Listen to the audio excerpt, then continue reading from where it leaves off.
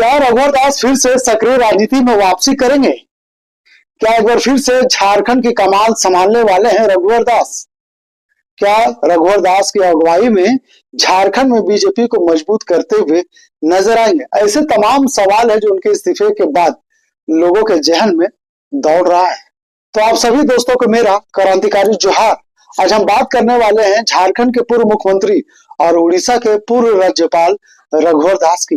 क्योंकि जब से रघुवर दास ने उड़ीसा के राज्यपाल से इस्तीफा दिया है, तब से झारखंड की राजनीति में एक नई सियासत देखने को मिल रही है।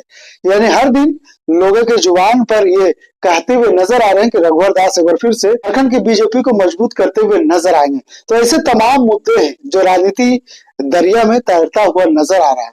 आज हम इसी मुद्दे पर ऑपरेशन करने वाले हैं और तमाम मुद्दों पर आपसे चर्चा करेंगे। और क्या रघुवर दास वाकई राजनीति में एक बार फिर से वापसी करेंगे? ऐसे तमाम जो सवाल है वो हम आप बताने का काम करेंगे। तो चलिए खबर की शुरुआत करते हैं। लेकिन शुरुआत करने से पहले हमारा विनती होगा आप सभी दोस्तों से कि अब तक हमारे चैनल पॉलिटिकल गुरु को अगर यूट्यूब पर सब्सक्राइब नहीं किए हैं तो कर लीजिए, क्योंकि हम हर दिन ऐसे तमाम मुद्दों को लेकर आपके बीच में आते हैं और बताने और समझाने का काम करते हैं। पॉलिटिकल गुरु एक ऐसा चैनल है जो देश, राज्य और झारखंड बिहार की तमाम राजनीति हलचल को आपके बीच में लेकर आती है और हर दिन बताने और समझाने का काम करती है। तो चलिए बढ़ते आगे। उड़ीसा के राज्यपाल रघुवर दास ने अपने पद से इस्तीफा दे दिया है। राष्ट्रपति द्रौपदी मुर्मू ने उनका इस्तीफा स्वीकार करते हुए मिजोरम के राज्यपाल हरि बाबू को रघुवर दास की जगह उड़ीसा का नया राज्यपाल बना दिया है। अब रघुवर दास फिर से भाजपा की सक्रिय राजनीति में उतरेंगे। उन्हें बड़ा दायित्व मिलने की संभावना है। यानी मकर संक्रांति के बाद उन्हें भाजपा का राष्ट्रीय अध्यक्ष या झारखंड का प्रदेश अध्यक्ष बनाया जा सकता है। हालांकि रघुवर दास ने इस मुद्दे पर अपने पत्ते नहीं खोले हैं। जब उनसे राष्ट्रीय अध्यक्ष बनाए जाने के संबंध में सवाल पूछा गया तो उन्होंने इसे अफवाह बताया और सिरे से खारिज कर दिया। लेकिन उनसे बातचीत में साफ संकेत मिला था कि वे फिर से भाजपा की राजनीति में सक्रिय रूप से लौटने वाले हैं। तो आपने देखा था कि किस तरह से रघुवर दास ने एक ऐसे पहले व्यक्ति थे जो झारखंड के मुख्यमंत्री का 5 साल पदभार संभालने वाले पहले व्यक्ति बने थे। झारखंड में पहले राजनेता बने थे और ये इतिहास उनके नाम पर दर्ज है। तो कहीं ना कहीं जिस तरह से झारखंड में बीजेपी 2024 के चुनाव में फिसल गई है, कहीं ना कहीं जो कार्यकर्ताओं का जो मजबूत जनाधार था वो कमजोर होता हुआ नजर आ रहा है।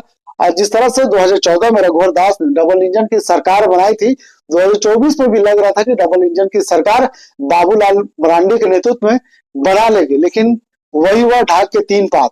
बाबूलाल मरांडी के नेतृत्व में यहाँ पर बीजेपी कोई कमल खिलाता हुआ नहीं दिखा।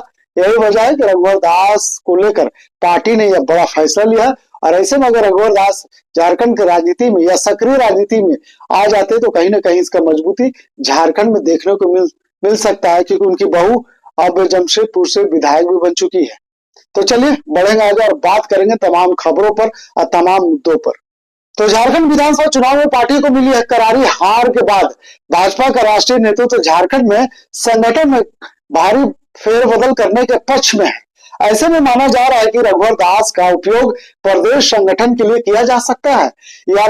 यानी राजनीति हलकों में यह चर्चा भी तेज है कि जेपी नड्डा के बाद उन्हें पार्टी के राष्ट्रीय कमान यानी सौंपी जा सकती है, यानी उनको पार्टी का राष्ट्रीय अध्यक्ष बनाया जा सकता है, क्योंकि उनका प्रधानमंत्री नरेंद्र मोदी और केंद्रीय गृह मंत्री अमित शाह से अच्छे संबंध भी बताए जाते हैं।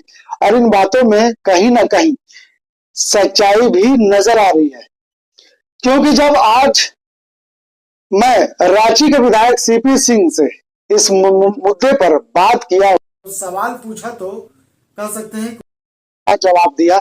चलिए पहले हम आपको रांची के विधायक सीपी सिंह का उस बयान सुनाते हैं।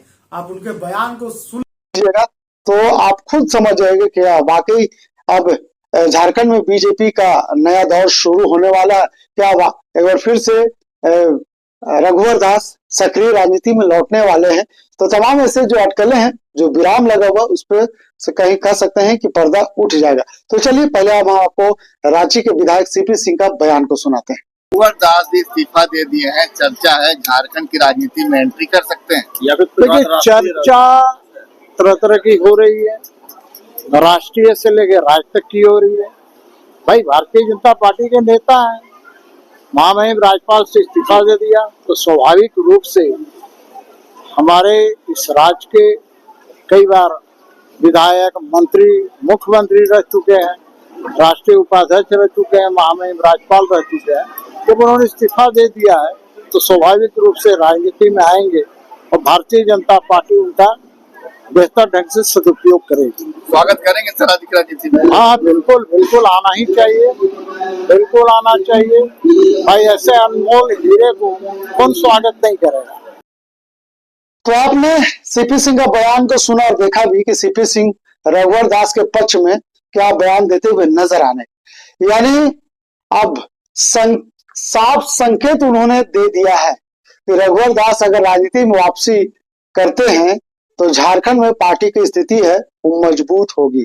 इससे साफ इशारा मिल जाता है कि रघुवर दास कहीं ना कहीं एक बार फिर से झारखंड की राजनीति में और देश की राजनीति में वापसी करने वाले हैं। तो झारखंड में 5 साल का कार्यकाल पूरा करने वाले रघुवर दास पहले मुख्यमंत्री थे। तो वर्ष 2014 के चुनाव में भाजपा की शानदार जीत के बाद केंद्रीय नेतृत्व ने उन्हें झारखंड का मुख्यमंत्री बनाया था। वे 2014 से 2019 तक झारखंड के मुख्यमंत्री रहे। यही नहीं, वे झारखंड के ऐसे पहले मुख्यमंत्री थे जिन्होंने पूरे 5 साल का अपना कार्यकाल पूरा किया। 2019 में भाजपा के विधानसभा चुनाव में हारने के बाद वे फिर से पार्टी के राष्ट्रीय उपाध्यक्ष बनाए गए। रघुवर दास भाजपा के जमीन से जुड़े नेताओं में गिने जाते हैं। उन्होंने सीताराम बेरा के बूथ स्तर के कार्यकर्ता से प्रदेश अध्यक्ष और मुख्यमंत्री और राज्यपाल तक का सफर तय किया है। मुख्यमंत्री बनने से पहले वे कई महत्वपूर्ण विभागों के मंत्री भी रह चुके हैं। तो पिछले साल 18 अक्टूबर को उड़ीसा के राज्यपाल बनाए गए थे रघुवर दास। रघुवर दास को 18 अक्टूबर 2023 को उड़ीसा का राज्यपाल नियुक्त किया गया था। इसके बाद 26 अक्टूबर को उन्होंने दिल्ली में भाजपा के राष्ट्रीय अध्यक्ष जेपी नड्डा से मुलाकात कर पार्टी के प्राथमिक सदस्यता से इस्तीफा दे दिया था। 31 अक्टूबर 2023 को उन्होंने उड़ीसा का राज्यपाल पद की शपथ ली थी। राज्यपाल बनने से पहले वह भाजपा के राष्ट्रीय उपाध्यक्ष पद पर भी रहे थे। उन्होंने भाजपा में मंडल अध्यक्ष से लेकर प्रदेश अध्यक्ष और राष्ट्रीय उपाध्यक्ष तक की जिम्मेदारी निभाई है। उन्हें 2 बार पार्टी का राष्ट्रीय उपाध्यक्ष भी बनाया गया। अब रघुवर दास ने उड़ीसा के राज्यपाल से इस्तीफा दे दिया, तो ऐसे में अब उम्मीद किया जा रहा है कि जिस तरह से झारखंड के राजनीति में कहीं ना कहीं रघुवर दास को एक बार फिर से आने के लिए तमाम कार्यकर्ता और नेता महसूस कर रहे थे, क्योंकि राज्यपाल बनाए जाने के बाद सक्रिय राजनीति से रघुवर दास दूर हो गए थे। कहीं ना कहीं जिस तरह से झारखंड में केंद्रीय नेतृत्व को लग रहा था कि कहीं इस बार पार्टी कुछ कमाल दिखाएगी, लेकिन कमाल नहीं दिखा पाई। तमाम ऐसे मुद्दे थे जो राष्ट्रीय मुद्दे, कह सकते हैं कि बाहरी भीतरी के मुद्दे, बेटी रोटी बचाओ, ऐसे तमाम मुद्दे झारखंड के राजनीति में चुनाव में छाए रहे। तो उसके बाद भी कह सकते हैं कि बीजेपी को इससे कोई लाभ नहीं मिला, क्योंकि मुख्यमंत्री हेमंत सोरेन ने सही समय पर कैसा तीर चलाया और मुख्यमंत्री मैया सम्मान योजना जैसे राशि कह सकते हैं कि धरातल पर लेकर योजना जब आया तो तमाम ऐसे योजना उसके सामने